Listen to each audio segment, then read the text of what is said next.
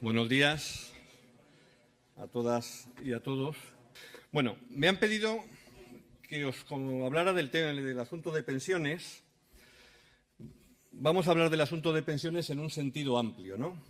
Sobre todo para trasladaros lo que creo que son las claves fundamentales que tenemos en una materia trascendente no solo por la importancia que tiene para los pensionistas actuales, para los pensionistas futuros, sino para lo que a mí me gusta insistir mucho en la idea de que el sistema de pensiones y que nos ocupemos de él forma parte de un elemento central de la cultura del sindicato, que además siempre ha estado ahí y que contradice esa visión que se tiene del sindicato como una organización que defiende a los trabajadores y trabajadoras con empleo.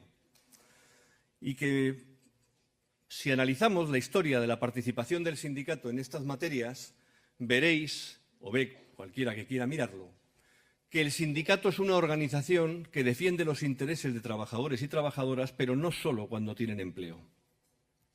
Que el sindicato sociopolítico, el que representamos nosotros, es una organización que defiende los intereses de trabajadores y trabajadoras desde que nacen hasta que mueren. Y por eso se dedica y habla del sistema educativo y de las infraestructuras 0-3 años y de las necesidades de conciliación de vida laboral y familiar y de los procesos de inserción al empleo en políticas activas y pasivas, del acompañamiento y la defensa de nuestros intereses cuando estamos en el empleo y de los mecanismos de protección social cuando salimos del mismo, bien temporalmente con motivo de la pérdida del empleo o bien definitivamente para entrar en el sistema de pensiones. Y como esa es la visión que tenemos que tener del papel del sindicato y de lo que es el sistema de pensiones, creo que por ahí tenemos que empezar. Luego, aunque hay un montón de transparencias que iremos pasando con cierta rapidez y que quedan aquí para que cualquiera las pueda ver, alguno he visto que me ha escuchado hace poco, con lo cual alguno las verá repetidas, algunas de ellas, hay otras que no, que son nuevas. Pero me interesa fijar antes de empezar 2 o 3 conceptos. Estamos todos muy acostumbrados a escuchar la palabra sostenibilidad cuando hablamos del sistema de pensiones. Y entonces hay quien reacciona y se produce el efecto reactivo diciendo que lo que hay que hacer es pagar las pensiones sea de donde sea y que la sostenibilidad no es determinante. Bueno, esto no es verdad, porque un sistema de pensiones que no sea sostenible es un sistema de pensiones que no se aguantará en el tiempo y que, por tanto, disminuirá en su marco de protección social. Pero lo que no podemos aceptar es que ese sea el único concepto que prima en el debate, como consecuencia de una línea de pensamiento, de trabajo, desde servicios de estudios, desde lobbies, desde grupos de teóricos intelectuales o prácticos intelectuales, porque son gente valiosa y gente brillante, pero que trabaja en una línea concreta y que lo que viene a plantearnos es que solo podemos pagar aquellas pensiones que nos podemos permitir, lo cual es una verdad de perogrullo. Pero claro, el concepto está en qué es lo que nos podemos permitir. Y ese concepto está en el artículo 41 de la Constitución española, cuando nos dice que en España la seguridad social debe ser obligatoria, pública, universal y dar prestaciones suficientes. Por tanto, frente al concepto de sostenibilidad, tenemos que incorporar el concepto de suficiencia. Y eso es lo que me gustaría que, como resumen de lo que voy a contar aquí ahora en los próximos minutos, nos vayamos situando. Frente a sostenibilidad, no frente, junto a sostenibilidad, suficiencia y cobertura de vacíos. Proteger a quien no tiene protección. Estas son las 3 ideas sobre las que va a pivotar, sobre las que pivota la posición del sindicato y sobre las que, en mi opinión, debe pivotar cualquier posición en relación con los sistemas de protección públicos. Tienen que ser sostenibles y no se pueden pagar, es evidente que no los podremos mantener. Tienen que ser suficientes, veremos que ahí es donde está el punto débil en este momento, y tienen que ser completos. Y el sistema de pensiones en España es completo, pero los sistemas de protección social no lo son. Bien, vamos a ir viéndolo con rapidez.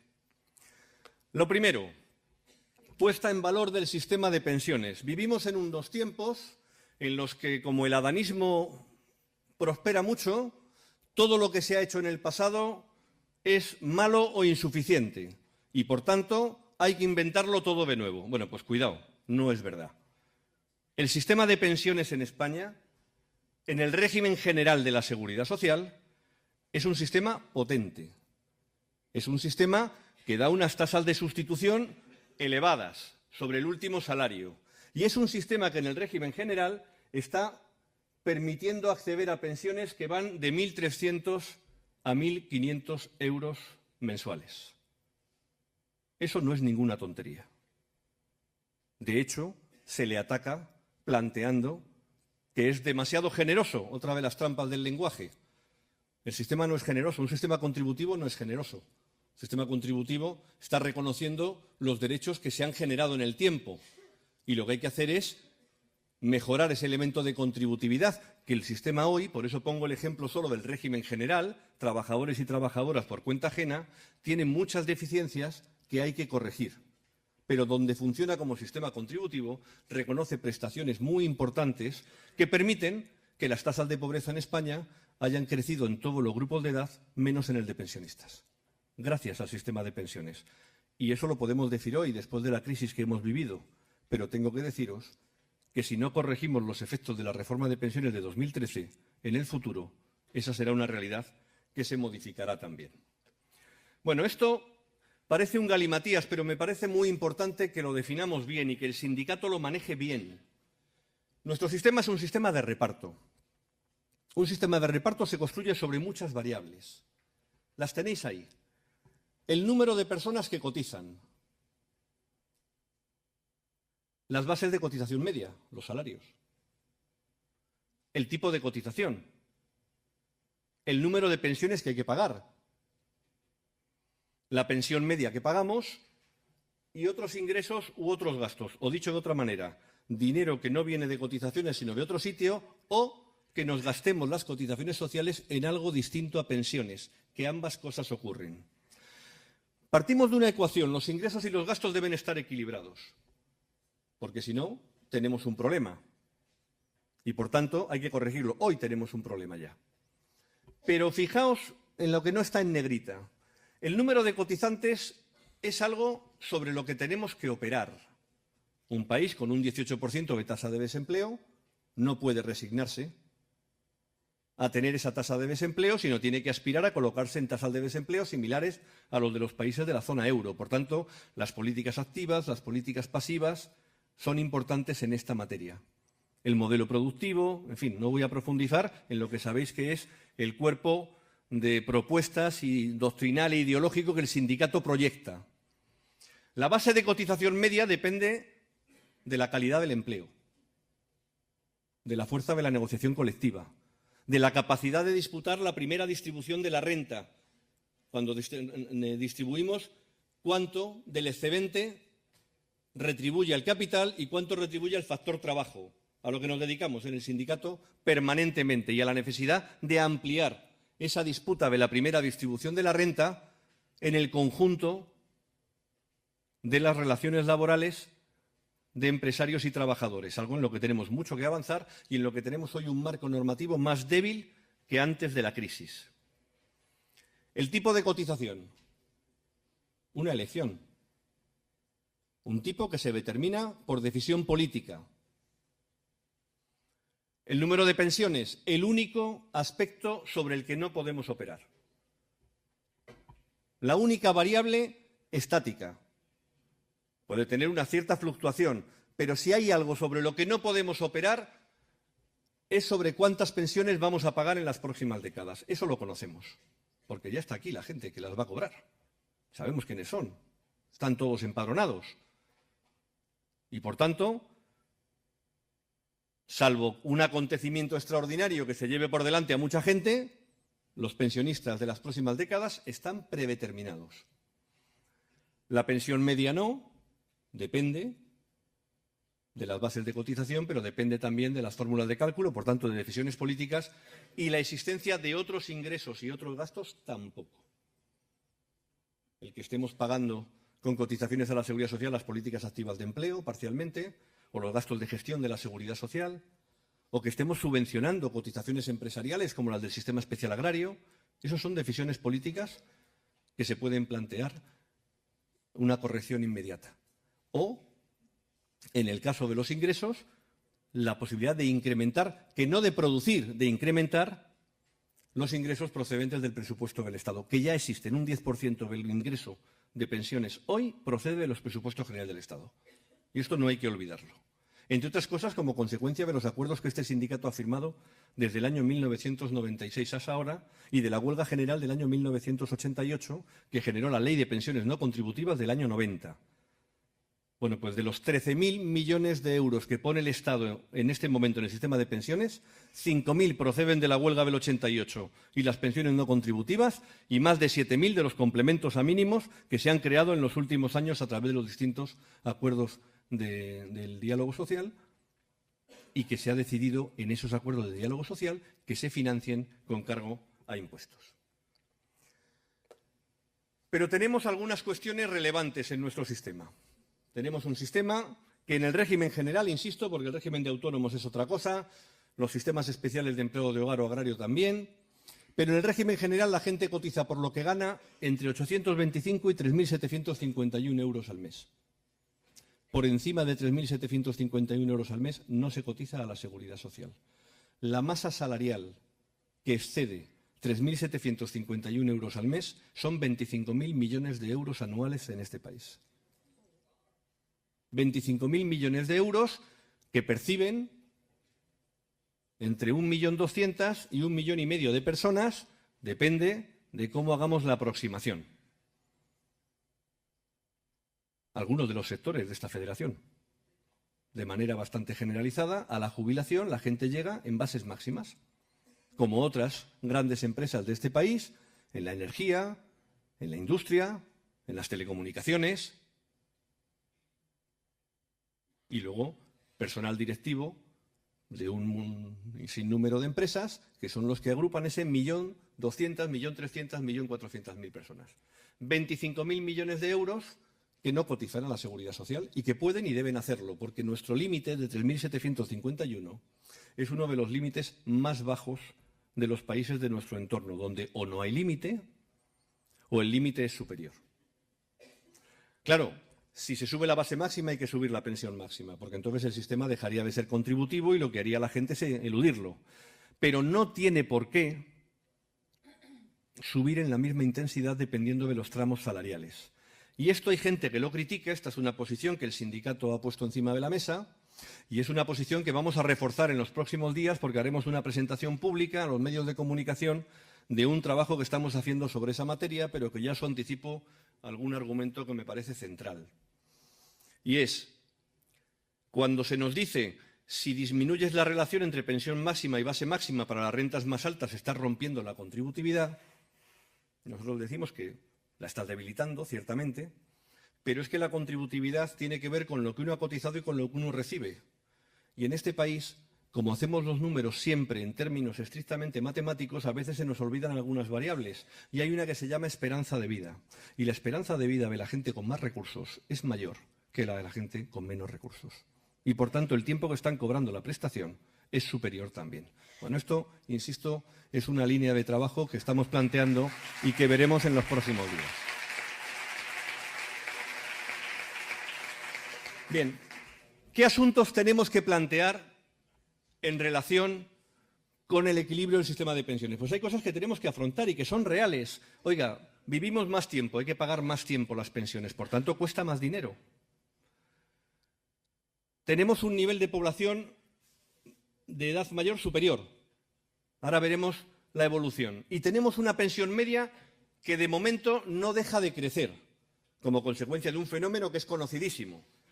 La gente que ha trabajado en los últimos 30 o 40 años tiene mejores carreras de cotización que la gente que trabajó entre los últimos 20 y 60. Y, por tanto, la gente que fallece da de baja pensiones más bajas que los que llegan nuevos. Y eso hace que la pensión media suba. ¿Eso es eterno? Ojalá, pero no. No lo es, pero es un asunto que tenemos que abordar porque significa que necesitamos más recursos. Claro, se presenta la situación de la Seguridad Social como una estructura piramidal. Hay algunos que incluso se atreven a hablar de que es una estructura como la de Madoff, fraudulenta, que no hace más que crecer y, por tanto, que los que están cotizando más jóvenes no pueden aspirar a tener prestaciones comparables en el futuro. Nosotros eso lo cuestionamos, porque si le decimos a las personas más jóvenes que no pueden aspirar a prestaciones comparables a final de su vida, pues lo que le estamos invitándoles es a que salgan corriendo.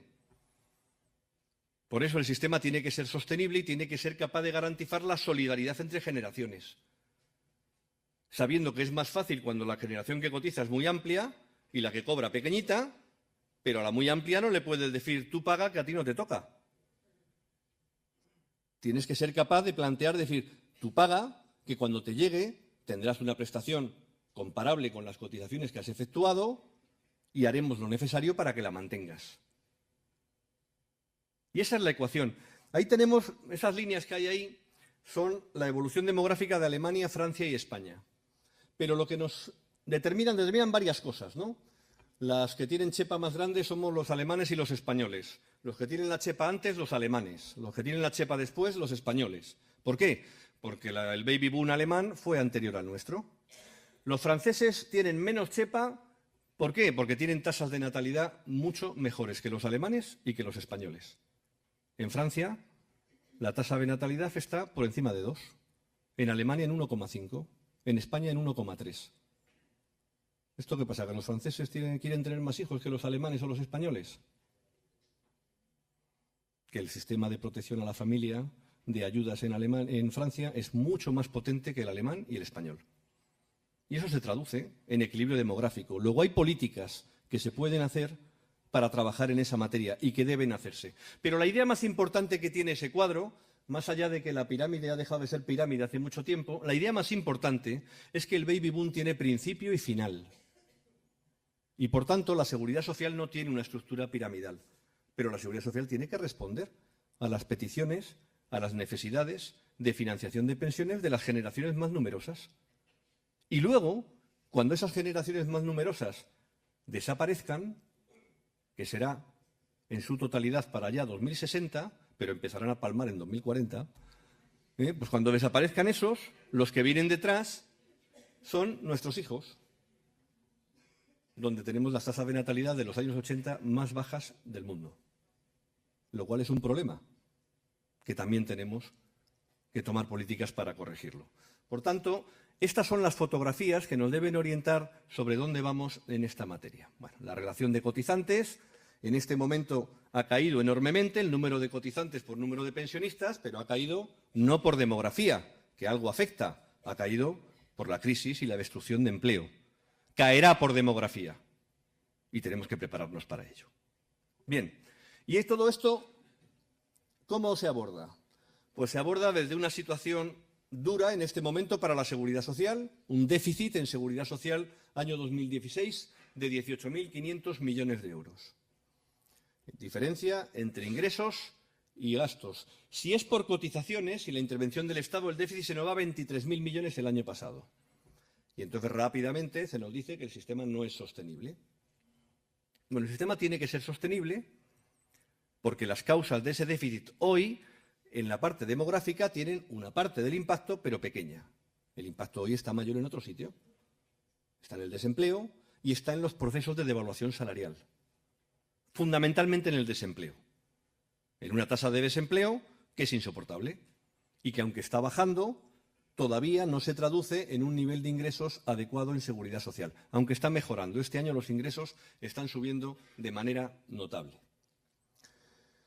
¿Qué es lo que se ha hecho para abordar este problema? Pues en el 2013 se ha aplicado una reforma que establece factor de sostenibilidad. Se empezará a aplicar en el 2019, ya sabéis, básicamente consiste en que a partir del 1 de enero del 2019 las personas que nos jubilemos en el futuro se nos multiplicará la pensión resultante por lo que haya pasado en la esperanza de vida entre el 2019 y la fecha que nos toque.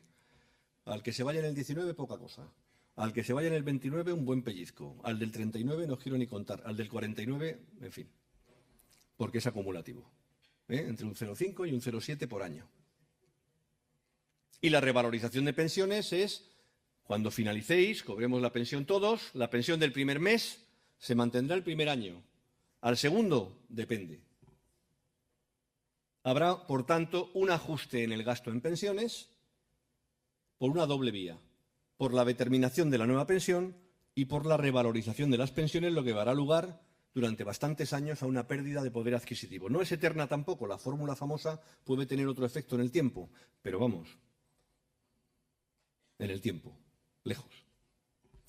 Por tanto, lo que la ley ha hecho, como consecuencia del rescate a España y la condicionalidad impuesta en ese rescate, ha sido afectar el nivel de suficiencia en las pensiones. La suficiencia es un concepto jurídico indeterminado. ¿Qué es suficiencia? Pues lo que establezca el legislador en cada momento, la mayoría social en cada momento. Pero claro, si los umbrales descienden mucho, lo que se está afectando es ese principio de suficiencia. Estos datos no son nuestros, aunque pongo ahí comisiones obreras, son de la Comisión Europea, poco sospechosa de alinearse con nuestras tesis. Y comparan dos cosas. En la parte de arriba, nosotros decimos que para pagar en el año 2050 pensiones comparables a las que se pagan hoy, teniendo en cuenta que habrá mucha más gente cobrando la pensión, nos hace falta un 15% del PIB. Hoy le dedicamos menos del 11%. Por tanto, nos hace falta 4 puntos más. Bueno, la línea verde de abajo es lo que dice la Comisión Europea que nos va a hacer falta después de la reforma de 2013. También después de la reforma de 2011, de la que pactamos nosotros, pero los efectos no son comparables en modo alguno. Luego haré algún comentario.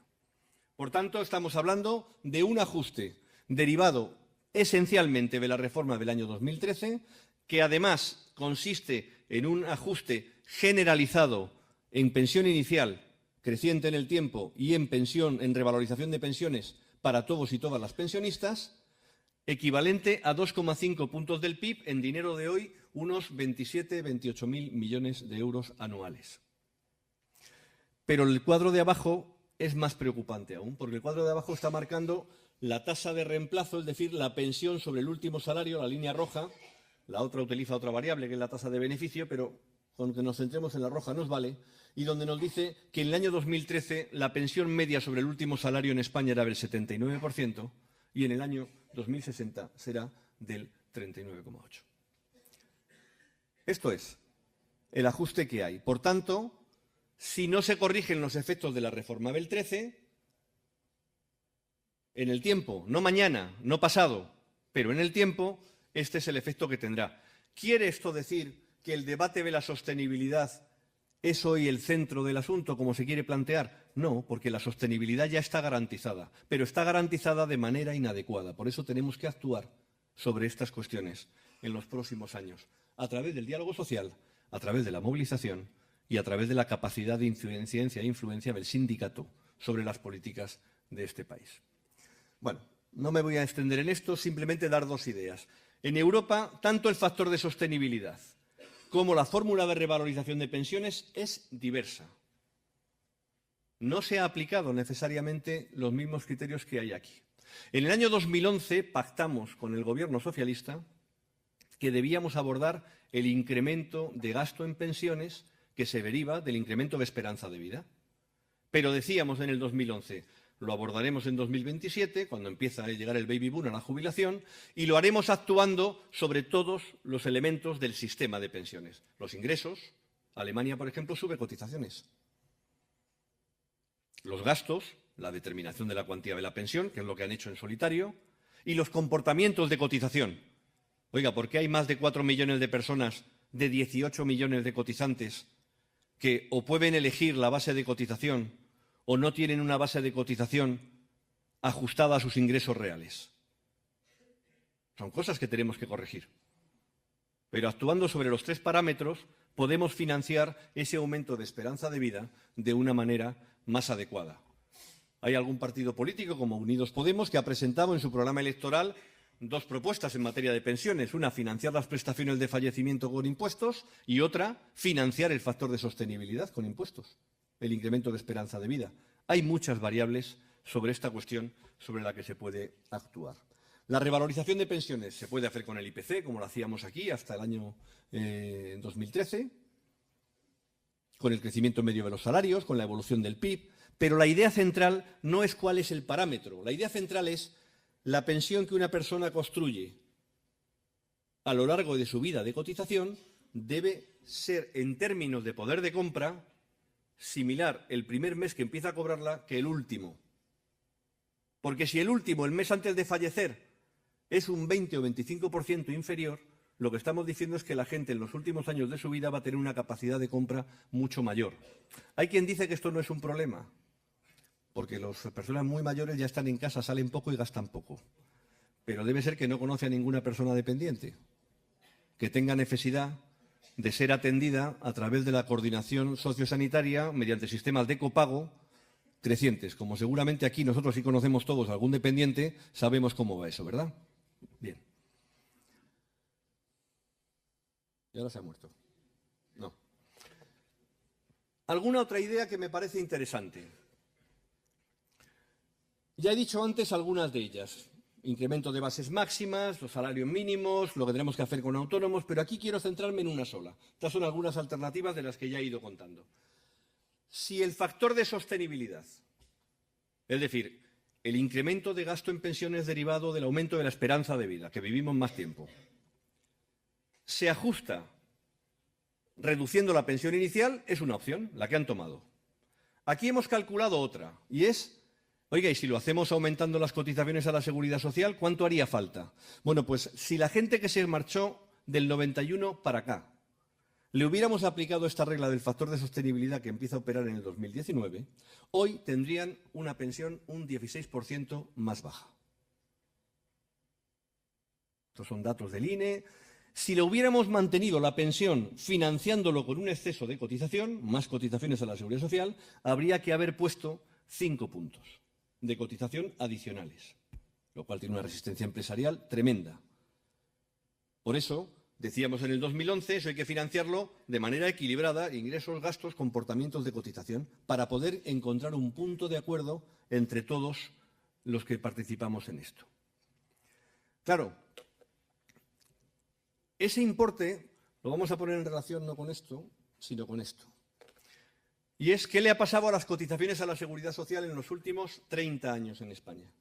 Pues lo que ha pasado es que entre el 82 y el 95 bajaron casi 4 puntos. Del 95 para acá no han vuelto a bajar de manera generalizada. ¿Por qué? Porque desde el 95, Pacto de Toledo, para acá, la conciencia de toda la sociedad, de todos los grupos políticos, de los interlocutores sociales, ha crecido más que notablemente. No obstante, ha habido bajadas de cotizaciones a través de las tarifas planas, a través de bajadas selectivas que vean para algunas empresas financiando políticas activas de empleo de manera indebida con cotizaciones. Pero se bajaron casi 4 puntos entre el 82 y el 95, de los que 3,68 fueron reducción de cotizaciones empresariales y escasamente un 0,2 en las cotizaciones de los trabajadores, que por otra parte son de las más bajas de Europa. La parte que nos descuentan de la pensión en la nómina, la que soportamos los trabajadores, es de las más bajas de Europa. Pero la suma de salarios más cotizaciones sociales, es decir, el coste empresa que tiene, el coste para el empleador que tiene un asalariado en España, es de los más baratos de Europa.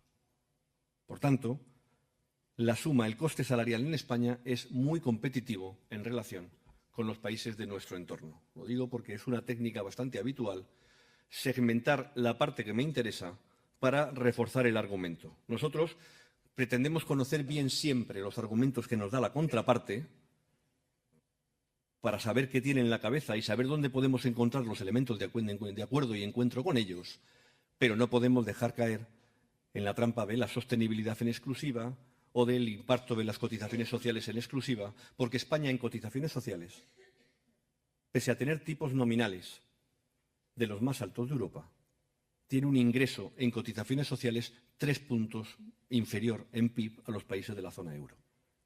¿Por qué? Porque nuestro mercado de trabajo financia menos que lo de los países de nuestro entorno. Y son elementos que no podemos olvidar en modo alguno.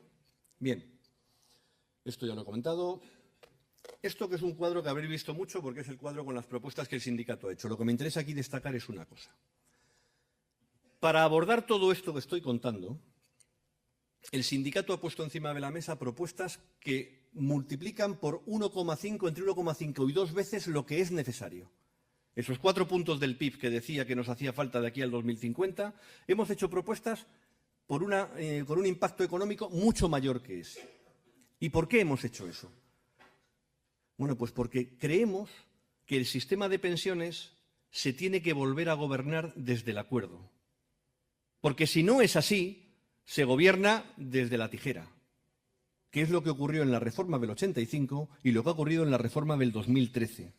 Y como apostamos porque el sistema de pensiones se tiene que gobernar desde el acuerdo, lo que planteamos es, aquí hay una batería amplísima de propuestas, veamos cuáles de ellas son útiles para alcanzar los objetivos que queremos y estamos abiertos también a ver las que los demás pongan encima de la mesa. Esa es la lógica de este asunto, lógica que desgraciadamente no comparte todo el mundo.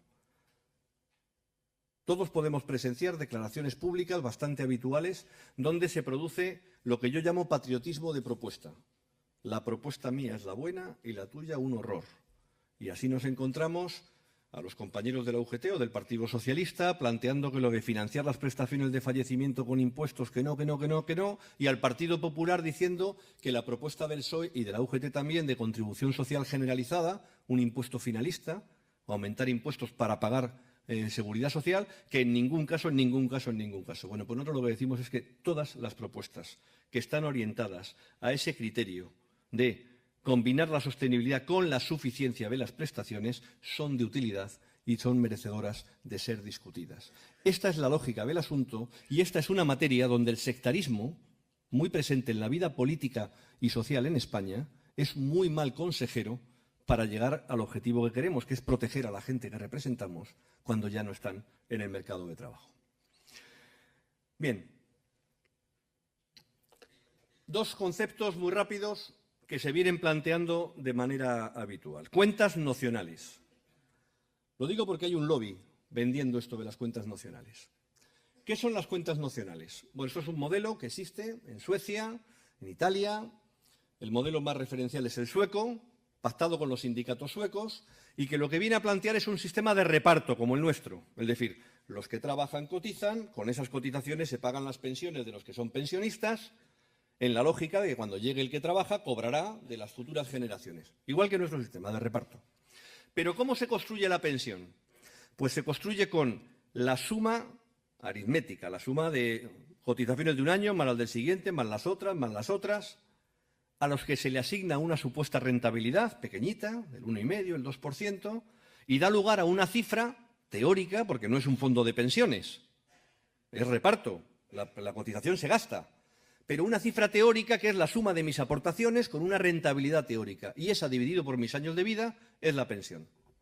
Bueno, es un sistema. Hay servicios de estudios, hay toda una línea de intelectuales diciendo que esto es lo que tenemos que aplicar. Bueno, en Suecia está funcionando con un sistema tributario de protección social, tasa de actividad masculina y femenina prácticamente equiparadas, entre otras muchas cosas. ¿Qué pasaría en España con un sistema de este tipo? Pues que habría que meterle correcciones por todas partes. La primera, ¿cómo financiamos la incapacidad permanente? Porque esto para la jubilación todavía. Bueno, pues habrá que poner dinero para la incapacidad permanente, porque el que se invalida no elige cuándo se invalida. ¿Cómo financiamos la protección por fallecimiento? Pues lo mismo.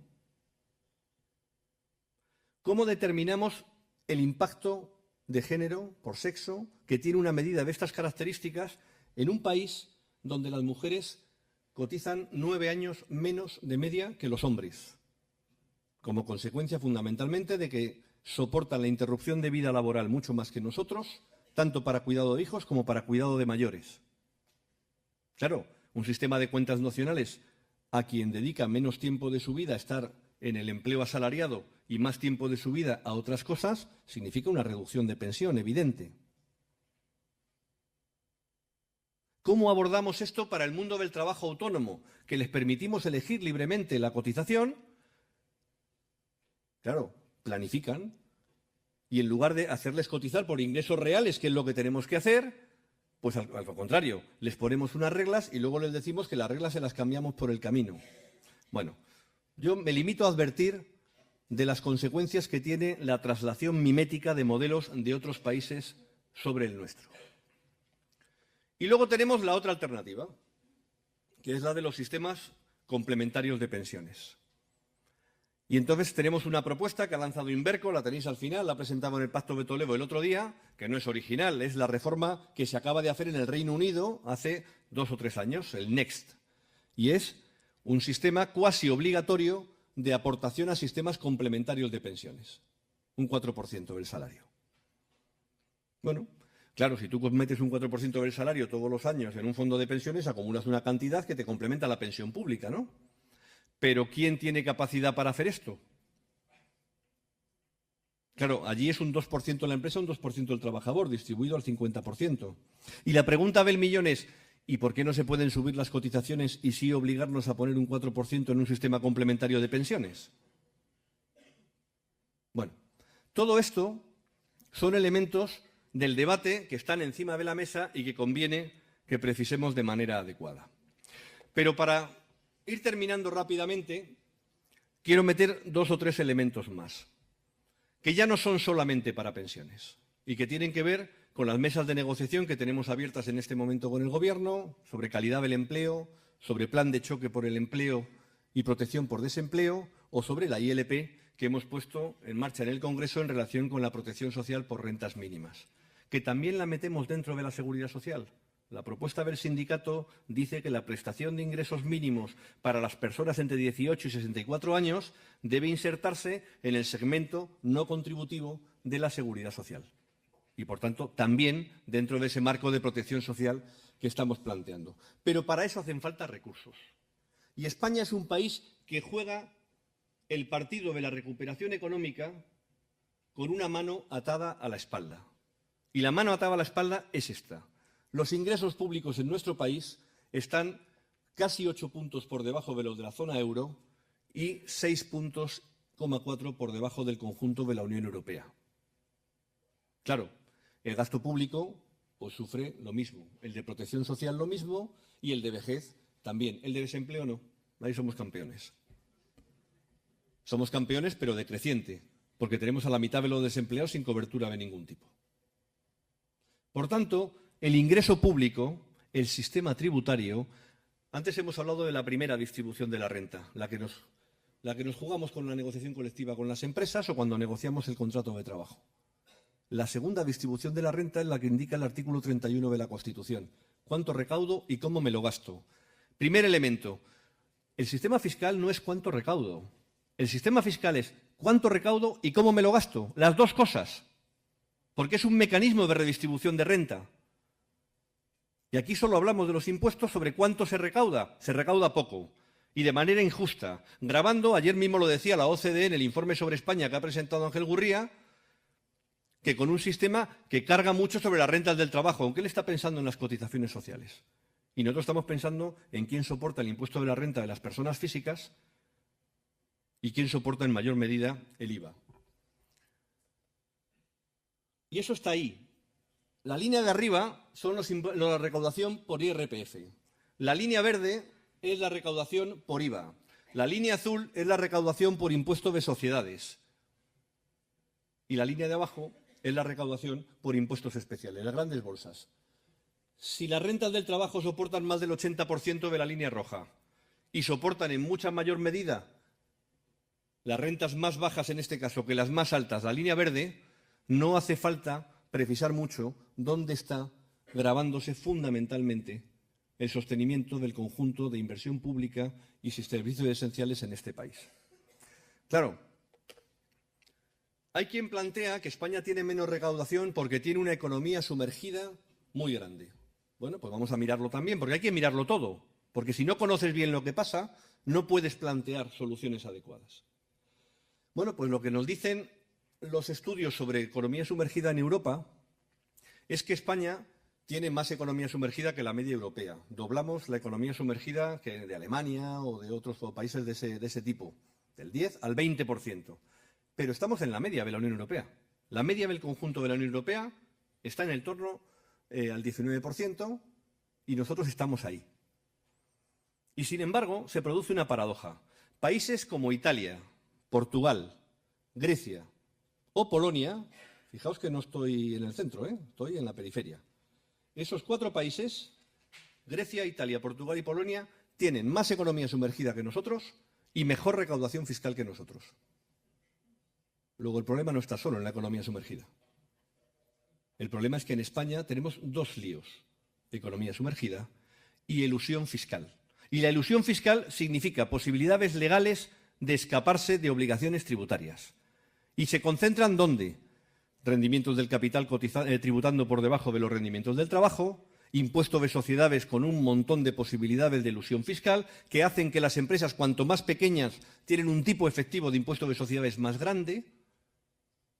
Ya no solo las multinacionales con la deslocalización y la selección de dónde tributan, sino también el conjunto de las empresas. A mayor capacidad de planificación, mayor aprovechamiento de las posibilidades de elusión fiscal.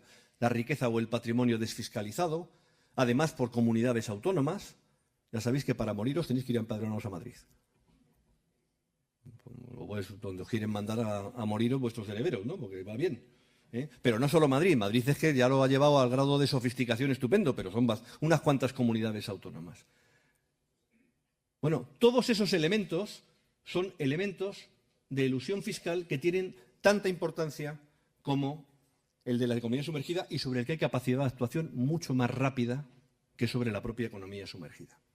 Claro, también la inversión pública en España, esto es un cuadro de lo que ha presentado ayer la OCDE, la línea roja aquella es la inversión pública en España en términos de porcentaje del PIB, y estamos hablando de un 2,5. La media de la OCDE se coloca un punto por encima. Un punto de PIB en España son 11.000 millones de euros. Por tanto, el gasto en protección social, pues nada, no os digo quién es la línea de abajo porque lo adivináis. ¿De acuerdo?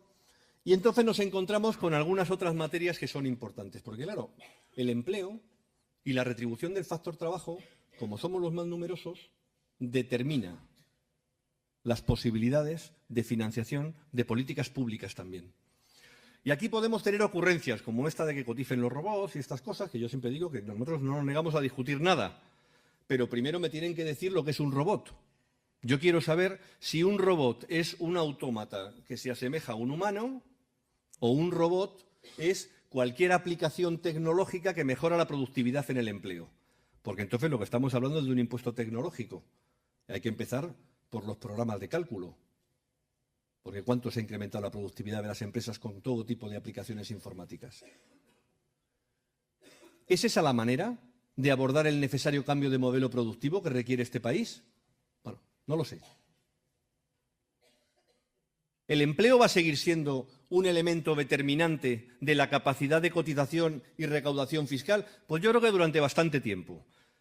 Y es verdad que se destruye empleo con la innovación tecnológica y es verdad que se genera otro tipo de empleo inicialmente en menor cuantía. Yo no sé si va a desaparecer el empleo como lo conocemos, como se viene predeciendo desde hace mucho tiempo. Es verdad que si todas las previsiones se hubieran cumplido, hace tiempo que no trabajaríamos ninguno, lo cual estaría genial si tuviéramos una renta básica generalizada para todo el mundo, suficiente para vivir. Pero eso, de momento, parece que tenemos empleo más precario, más desigualdad entre rentas altas y rentas bajas, pero que el empleo sigue siendo un elemento fundamental de inserción laboral y social. Y, por tanto, tenemos que ocuparnos necesariamente de eso. Claro, la tasa de empleo en nuestro país tiene algunos dramas. No solo el 18%, no solo el 40% de tasa de desempleo juvenil en este momento. El drama que tenemos más importante es que los parados de larga duración son más de la mitad. Pero es que ayer le explicábamos a Ángel Gurría, cuando nos presentaba los datos del informe de la OCDE, que en este cuadro es suyo, y señalan que tenemos un porcentaje muy elevado de gente que es parada de larga duración de más de un año. Y le decíamos que tenían que corregir el cuadro, porque es que tenemos mucha gente por encima de 2 años. Y a partir de 9 meses en paro, la reinserción al mercado de trabajo es mucho más difícil. El efecto selección sobre aquellas personas que han perdido el empleo hace menos tiempo existe. Y por eso a la gente que lleva más tiempo en paro tenemos necesidad de acompañarla en el empleo. Tenemos 1.800.000 personas sin prestaciones, porque las han agotado todas. Tenemos una tasa de cobertura que ha pasado, como sabéis, lo decimos siempre, del 80 al 56% en este momento, gente con prestaciones. Pero tenemos unas prestaciones que han descendido 806 en media y, sobre todo, unos colorines verde y rojo que se han invertido. Es decir, al principio de la crisis, 2/3 de los parados cobraban una prestación contributiva y 1/3 asistencial. En este momento, 2/3 cobran una prestación asistencial y 1/3 contributiva. Y 1.800.000 fuera, sin ningún tipo de prestación. Y lo que se gasta este país en políticas activas de empleo es eso rojo de allí. Y la media de la OCDE está ahí.